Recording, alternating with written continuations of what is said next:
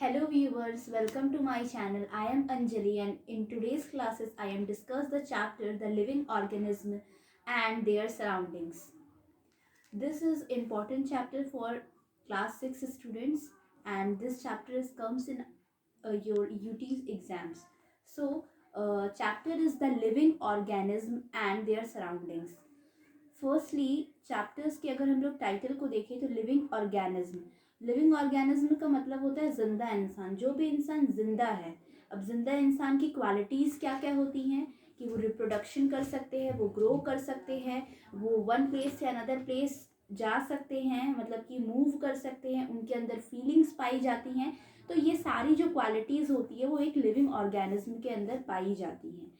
अब वो living organism surroundings के साथ यानी आसपास की चीज़ों के साथ, आसपास के वातावरण के साथ कैसे कनेक्ट है, कैसे जुड़े हुए हैं और वो किस तरीके से एक दूसरे पे वो दोनों डिपेंड है, ये हमें इस चैप्टर्स के अंदर पढ़ना है। तो अगर हम लोग आसपास के डिफरेंट चीज़ों को देखें तो हम लोगों को उनमें से कुछ चीज़ें ऐसी दिखाई देंगी जो कि लिविंग थिंग्स है और कुछ ऐसी चीज़ें हैं जो लिविंग नहीं है, जो नॉन लिविंग है। ठीक है, लिविंग थिंग्स के अंदर प्लांट्स, एनिमल्स, ये सारी चीज़ें आती हैं। प्लांट्स के अंदर भी हर्ब, शर्ब्स, ट्रीज, ये सब आएंगे। अगर मैं नॉन लिविंग थिंग्स की बात करूँ तो नॉन लिविंग थिंग्स के अंदर आपका जो ऐसी चीज़ें जो ग्रो नहीं कर सकती, जो रिप्रोडक्शन नहीं कर सकती, जिनमें फीलिंग्स नहीं होता है, वो नॉन लिविंग थिंग्स के अंदर आता है। ठीक है, तो उनके जो एग्जाम्पल्स है वो हमारे हैं chairs, table, black board, doors, ये सारे नॉन लिविंग थिंग्स के एग्जाम्पल्स हैं।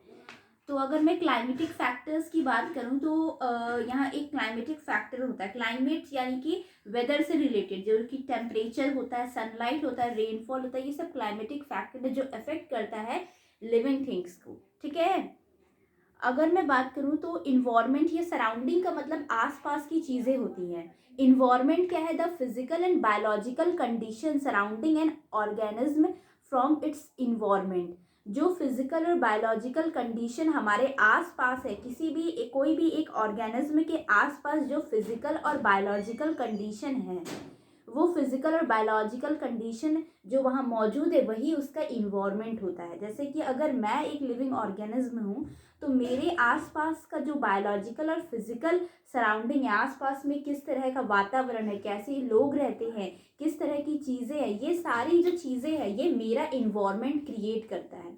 तो ऐसे ही हर एनिमल्स का, हर एक ह्यूमन बींग्स का, ये जितने भी लिविंग थिंग्स है उसके आसपास एक इन्वायरमेंट पाया जाता है, जिस इन्वायरमेंट में वो डेवलप होता है और अच्छे से मतलब कि ग्रो करता है। अब हम लोग नेक्स्ट टॉपिक की तरफ आते हैं जो कि हैबिटेड है। जो हम लोगों को पढ़ना है वो हैबिटेड है।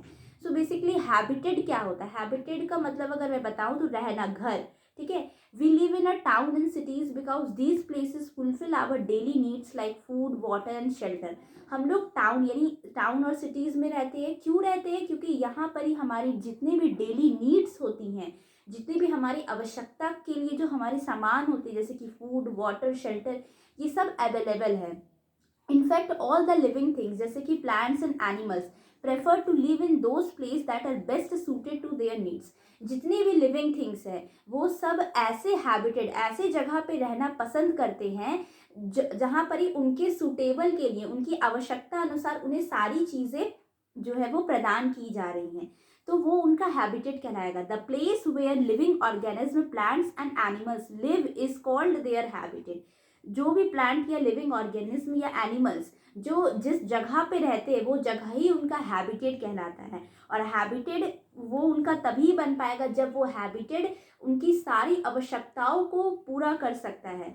ठीक है, उनको फूड अच्छे से वहाँ मिलेगा, वाटर अच्छे से मिलेगा, जो रहने के लिए जो चीज़ की ज़रूरत है वो सारी चीज़ें अगर एक लिविंग ऑर्गेनिज्म को मिलता है तो वो उस हैबिटेट में रहना पसंद करता है और वो उसका हैबिटेट कहलाता है जहाँ पर ही वो रहता है। A habitat provides a food, water, air, light, shelter and a place for breeding to the plants and animals living in it. जो भी प्लांट्स या एनिमल्स जिस जगह पे रहते हैं वो हैबिटेड है और वो हैबिटेड ही उन्हें food, water, air, light, shelter, breed करने के लिए प्लेस, ये सब प्रोवाइड करता है। ठीक है, in fact several kinds of plants and animals share the same habitat। यहाँ तक कि बहुत सारे जो एनिमल्स और प्लांट्स होते हैं वो सेम हैबिटेट में रहते हैं, एक ही जगह पे एक से ज़्यादा एनिमल्स या लिविंग ऑर्गेनिज्म रह सकते हैं, ठीक है। जैसे कि एग्जाम्पल के तौर पे the cactus plant grow and survive well in hot and dry area of desert, so the habitat of the cactus plant is the desert. क्योंकि कैक्टस प्लांट इजिली ग्रो कर पाता है, सर्वाइव कर पाता है हॉट एंड ड्राई एरिया में, तो वो डेजर्ट में रहता है। और जो हैबिटेट है कैक्टस प्लांट का वो क्या है, वो है डेजर्ट, ठीक है। The camel is adapted to survive on very little water for a long period of time, so the habitat of a camel is also a desert. So जो कैमल का हैबिटेट है वो क्या है, वो भी एक डेजर्ट ही, वो भी डेजर्ट में ही रहता है। तो यहाँ देख सकते हैं कि कैक्टस और कैमल दोनों ही सेम हैबिटेट में लाई कर रहे। क्यों? क्योंकि उनको उस हैबिटेट, उस तरह के हैबिटेट में वो इजिली सर्वाइव कर सकते हैं। सो बेसिकली डेजर्ट में रहने वाले जो यहाँ पर डेजर्ट के लिए जो हैबिटेट है वो कैक्टस भी है और आपके कैमल भी है, ठीक है। तो ये दो लिविंग ऑर्गेनिज्म है जो कि एक ही हैबिटेट में अडेप्टेड है, एक ही हैबिटेट में रह रहे हैं। तो ये हैबिटेट हो गया क्लियर, ठीक है। सिमिलरली अगर मैं आपको और एग्जांपल दूं, जैसे लोटस पॉन्ड, तालाबों में रहते हैं तो लोटस का हैबिटेट पॉन्ड हो जाएगा। फिश वाटर में रहेंगी तो उनका हैबिटेट वाटर हो जाएगा। तो इस तरीके से डिफरेंट डिफरेंट एनिमल्स का हैबिटेट जो होता है वो अलग अलग होता है, और एक अलग अलग जो ऑर्गेनिज्म होते हैं वो एक हैबिटेट में भी रह सकते हैं, ठीक है। अब अगर मैं बात करूं कंपोनेंट्स ऑफ अ हैबिटेट में, तो several factor affect the survival of living plants और एनिमल्स इन देयर हैबिटेट। बहुत सारे ऐसे फैक्टर्स हैं जो कि लिविंग प्लांट्स, जो भी लिविंग प्लांट्स है और जो एनिमल्स है वो जहाँ रहते हैं उनको बहुत अफेक्ट करता है। वो सारे फैक्टर्स क्या क्या है, लिविंग थिंग्स जैसे कि प्लांट्स, एनिमल्स, ह्यूमन बींग्स और बहुत सारे माइक्रो ऑर्गेनिज्म जो है in habitat are its biotic components. अगर मैं कंपोनेंट्स ऑफ हैबिटेट की बात करूं तो कंपोनेंट्स ऑफ हैबिटेट के अंदर बायोटिक और अबायोटिक ये दो कंपोनेंट्स आएंगे। बायोटिक कंपोनेंट्स क्या होता है, बायोटिक कंपोनेंट्स का मतलब हो गया कि लिविंग कंपोनेंट्स जैसे कि ह्यूमन, एनिमल्स, माइक्रो ऑर्गेनिज्म, ये सारे बायोटिक कंपोनेंट्स के अंदर आते हैं। अगर मैं नॉन लिविंग थिंग्स की बात करूं जो कि नॉन लिविंग है, जिस देखिए soil, water, air, sunlight, temperature, wind, ये सब नॉन लिविंग थिंग्स हैं, लेकिन ये नेचर के अंदर, नेचर से रिलेटेड है, तो ये आपके अबायोटिक कंपोनेंट्स के अंदर में आएंगी, ठीक है।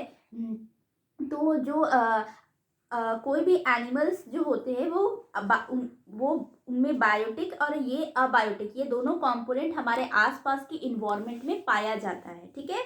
अगर मैं बात करूं, a pond and a forest have two main component, ठीक है, बायोटिक और लिविंग, नॉन लिविंग कंपोनेंट्स, और अबायोटिक और non living components and biotic और लिविंग कंपोनेंट। बायोटिक को आप लिविंग कंपोनेंट भी कह सकते हो और अबायोटिक को आप नॉन लिविंग कंपोनेंट भी कह सकते हो। ये दोनों मैंने आपको बता दिया कि क्या होता है, ठीक है।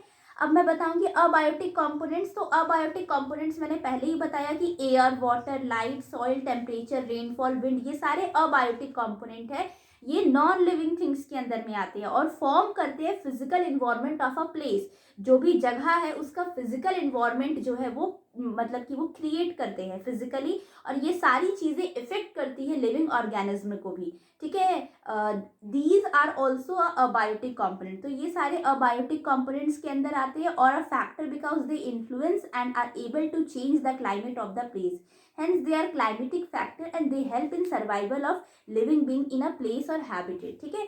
सो बेसिकली अबायोटिक कंपोनेंट्स जो होते हैं, जिसमें मैंने आपको air, water, light, soil, temperature, rainfall, wind के बारे में बताया, ये सारे अबायोटिक कंपोनेंट्स है और ये क्लाइमेट से रिलेटेड है, ये चेंज हो सकते हैं। और इन ये जो है वो कोई भी ऑर्गेनिज्म अगर लीव कर रहा है तो ये सारी जितने भी अबायोटिक कंपोनेंट्स है वो उसको अफेक्ट करेंगे, क्योंकि ये चेंज हो रहा है। अगर टेम्परेचर बढ़ता है या टेम्परेचर घटता है तो ऑब्वियस है कि वहाँ पर ही रहने वाले जितने भी लिविंग ऑर्गेनिज्म हैं वो टेम्परेचर उसको अफेक्ट कर रहा होगा, ठीक है। तो ये अबायोटिक कंपोनेंट्स है, ठीक है। अब अगर मैं बात करूँ यहाँ पर ही सनलाइट की, तो सनलाइट बेसिकली क्या होता है, सनलाइट एनर्जी का प्राइमरी सोर्स होता है, मेन सोर्स होता है। और ये जो मेन सोर्स होता है, इसी मेन सोर्स की हेल्प से प्लांट्स और जो एनिमल्स होते हैं वो क्या करते हैं, सर्वाइव कर पाते हैं। Green plants needs sunlight to make food. जो ग्रीन प्लांट्स होते हैं उनको सनलाइट की ज़रूरत पड़ती है खाना बनाने के लिए। They also need sunlight to grow. उनको सनलाइट की ज़रूरत पड़ती है ग्रो करने के लिए, ठीक है। They do not grow in dark place. जितने भी ग्रीन प्लांट्स है वो डार्क प्लेस में ग्रो नहीं कर सकते। In the absence of sunlight the leaves turn yellow. Okay, तो अगर सनलाइट नहीं रहेगा तो प्लांट फोटोसिंथेसिस भी नहीं कर पाएंगे, फूड भी नहीं बना पाएंगे। तो सनलाइट बहुत इंपॉर्टेंट है प्लांट्स के लिए। अगर मैं एनिमल्स की बात करूँ तो animals such as earthworms do not likes a light और पर्टिकुलर सनलाइट। तो एनिमल्स जो होते हैं, जैसे कुछ ऐसे एनिमल्स भी होते हैं जिनको सनलाइट पसंद नहीं होता है। They move always from light. हमेशा ये जब भी रोशनी या धूप आ जाती है तो ये उस जगह से हट जाते हैं। These animal are usually found in dark place such as under a log of wood, in a leaf litter और अंडर द ग्राउंड। कुछ ऐसे एनिमल्स होते हैं जिनको सनलाइट पसंद नहीं होता है और उन एनिमल्स के अंदर बहुत सारे छोटे छोटे माइक्रो ऑर्गेनिज्म होते हैं जो कि पानी में रहना पसंद करते हैं, गीले जगहों पे रहना पसंद करते हैं। तो उनके लिए सनलाइट जो होता है वो हेल्पफुल नहीं होता है। सो बेसिकली सनलाइट जो होता है प्लांट्स के लिए और एनिमल्स के लिए इंपॉर्टेंट भी होता है और कुछ एनिमल्स को ये पसंद नहीं भी होता है। अल्टीमेट सोर्स होता है source of light and energy is the sun, ठीक है। During summer you may have observe a common ornamental plants called portulaca, ठीक है। Flowers in plants blooms after sunrise and close down after sunset. Similarly in bauhinia leaves open during daytime and closed or fold during night. So summer के time में क्या होता है कि common ornamental plants होते हैं जो कि कॉमनली वहाँ पाए जाते हैं समर के टाइम में, उनको हम लोग कहते हैं पोर्ट्यूलेका, ठीक है, जिसको धूप खीरी भी कहा जाता है। और ये एक तरह के प्लांट होते हैं जो कि समर के टाइम में देखने को मिलते हैं, ठीक है। और flowers in the plants blooms, और इन प्लांट्स में समर के टाइम में जो फ्लावर्स होते हैं वो खिलते हैं, सनराइज के बाद ही खिलते हैं, ठीक है, उनमें फूल। And close down after sunset, और जैसे ही सन सेट हो जाता है वो जो फ्लावर्स होते हैं वो मुरझा जाते हैं। Similarly in bauhinia leaves during open during day time and closed और फोल्ड ड्यूरिंग नाइट टाइम। एक प्लांट का नाम यहाँ बताया गया है जिसका नाम है बहुइनिया। ये एक तरह का प्लांट का लीफ, इसका जो लीफ होता है वो डे टाइम में ओपन होता है और क्लोज हो जाता है या फोल्ड हो जाता है नाइट के टाइम में। Even the distribution of aquatic plants and animal depends on the amount of light reaching the different depth of water bodies like lakes, rivers and oceans. यहाँ तक जो डिस्ट्रीब्यूशन होता है सनलाइट का, लाइट एक्वेटिक प्लांट्स के पास और animals के पास, ये डिपेंड करता है लाइट उनके पास कितना पहुँच रहा है। reaching the different depth of the water bodies like lakes, rivers and oceans। अब देखिए लेक्स, रिवर्स के अंदर जितने भी एनिमल रहते हैं, एक्वेटिक प्लांट्स या जो भी एनिमल रहते हैं, उनको भी लाइट की ज़रूरत पड़ती है। अब उनको कितना लाइट मिल रही है डिपेंड करता है कि वो पानी से कितना नीचे हैं, है ना। तो ये इस चीज़ पे डिपेंड करता है। तो ये मैंने आज सनलाइट तक के जो टॉपिक्स है उसको डिस्क्राइब किया, जिसमें मैंने habitat, living organism, non living organism, abiotic, biotic components और सनलाइट को अच्छे से एक्सप्लेन किया। अगर आपको मेरा वीडियो पसंद आया हो तो इसे लाइक, शेयर और सब्सक्राइब करें। Thank you for watching my videos and आगे के वीडियोज़ में मैं आगे के कुछ जो भी टॉपिक्स है उनको मैं कवर करूँगी।